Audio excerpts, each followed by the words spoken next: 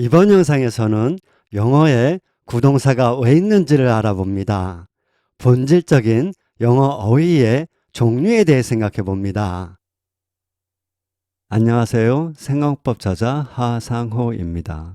이번 영상도 재밌게 보시고요. 클릭해 주셔서 감사합니다.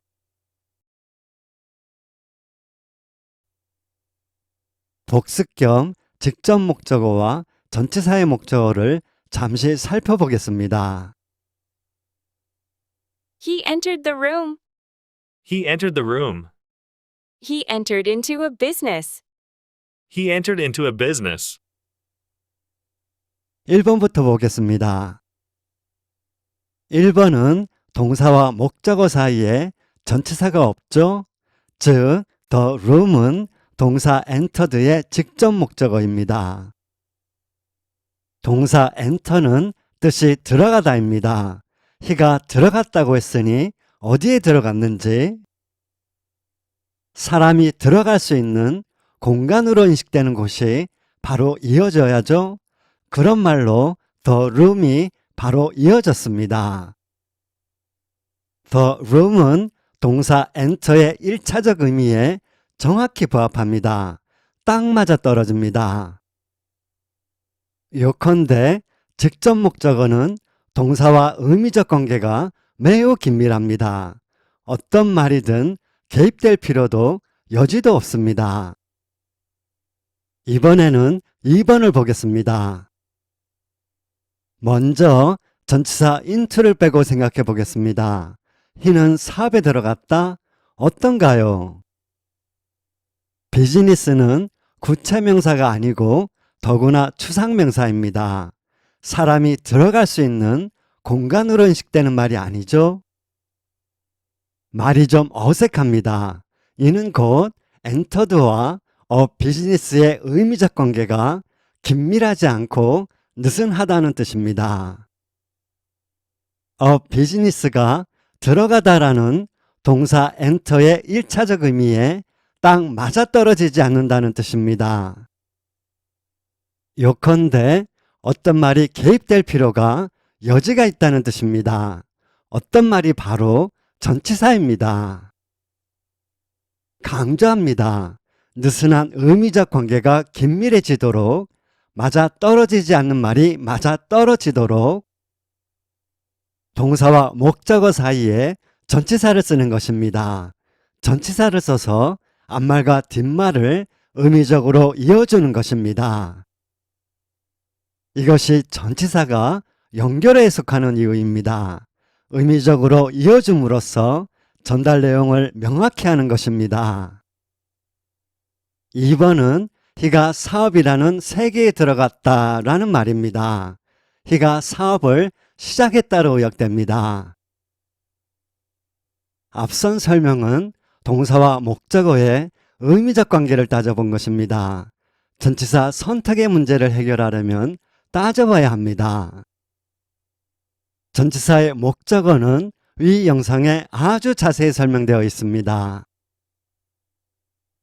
이번에는 enter into를 동사 관점에서 볼까요? 그럼 들어가다에서 시작하다로 동사의 의미가 확장되죠? 동사의 의미가 확장되는 데는 나름의 사연이 있습니다. 여유가 되실 때 영어사를 한번 보시길 바랍니다. 그만두다, 포기하다. 그만두다는 순우리말이고 포기하다는 한문입니다. 이렇듯 국어에는 순우리말만 있는 것이 아니죠. 한문도 있죠. 일어나다, 기상하다, 나아가다, 전진하다 등등 순우리말과 한문에는 셀 수 없이 많습니다. 여러분, 영어에도 순우리말에 해당하는 말이 있고 한문에 해당하는 말이 있습니다. 앵글로 색슨계, 라틴계. 순우리말에 해당하는 영어의 그것은, 즉 순영어는 고대 영어로 일컬어지는 앵글로 색슨어 계통의 말입니다. 한문에 해당하는 영어의 그것은 라틴어 계통의 말입니다. 그리스어 계통의 말도 있는데 부득이 넘어갑니다.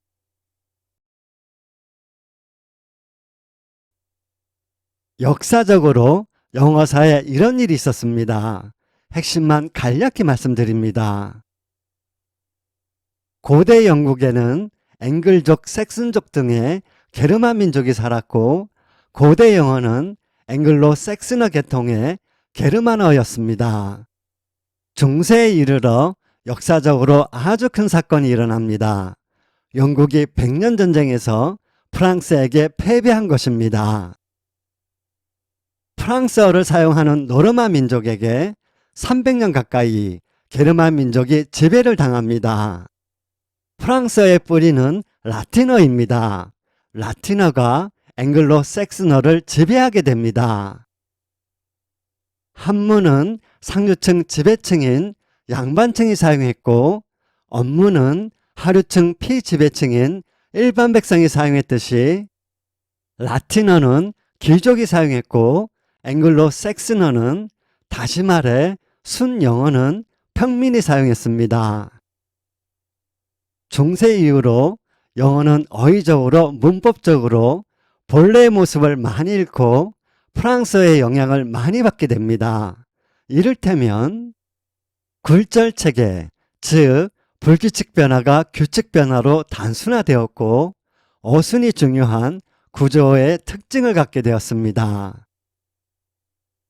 결론, 영어 어휘에는 순영어에 해당하는 앵글로 섹슨계가 있고 한문과 같은 라틴계가 있다.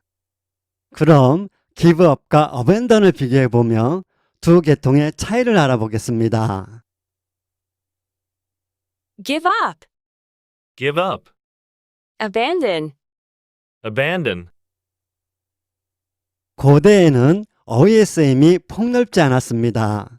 그러다가 집단 간, 민족 간, 국가 간 교류가 활발해지고 사회가 발달하면서 수많은 신조어가 생겨났고 기존 어휘도 쓰임의 폭이 넓어지게 되었습니다. 필요해졌으니까요.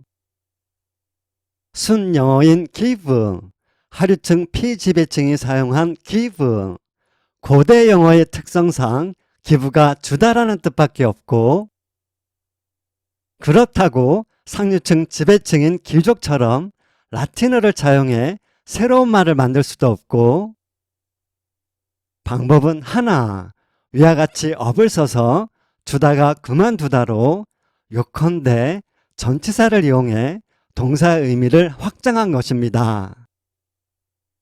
구동사의 존재 이유는 전치사를 이용한 순영어인 기본동사의 의미 확장입니다.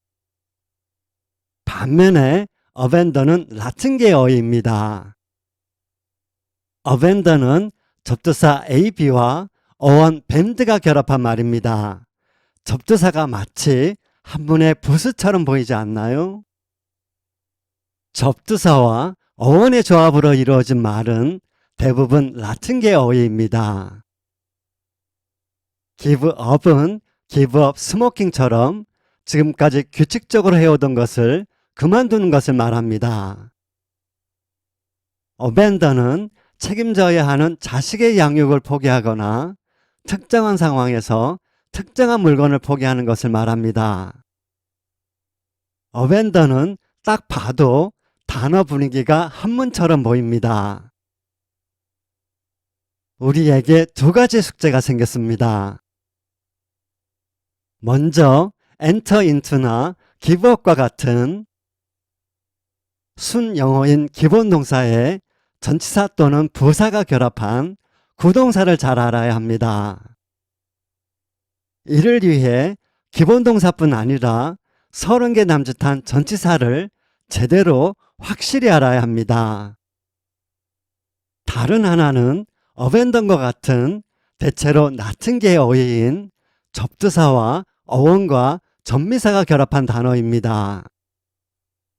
접두사는 의미를 바꾸고 전미사는 품사를 바꿉니다. 무턱대고 그냥 암기하는 것보다는 접두사의 의미와 전미사의 역할을 알고 어원과 결합시키면 어휘학습이 보다 효율적이고 효과적일 것입니다. 생강문법 전 4권이 모두 업로드가 되고 나면 생강문법 시즌2 생강문법 어휘편이 업로드가 됩니다. 총만 좋으면 안 되죠? 총알이 있어야 하고 되도록 많아야죠? 그때 만단어 익히기를 합니다. 어휘도 문법처럼 익히는 것입니다. 기본동사뿐 아니라 접두사 전미사와 어원도 합니다. 어휘뿐 아니라 표현도 함께 할 것이고 영작도 함께 할 것입니다. 생강문법 스타일로 모두 익힐 것입니다. 다음 영상에서는 구동사에 대해 자세히 살펴봅니다. 특히 구동사와 관련된 문장 구조를 살펴봅니다. 다음 영상도 기대해 주시고요. 시청해 주셔서 감사합니다.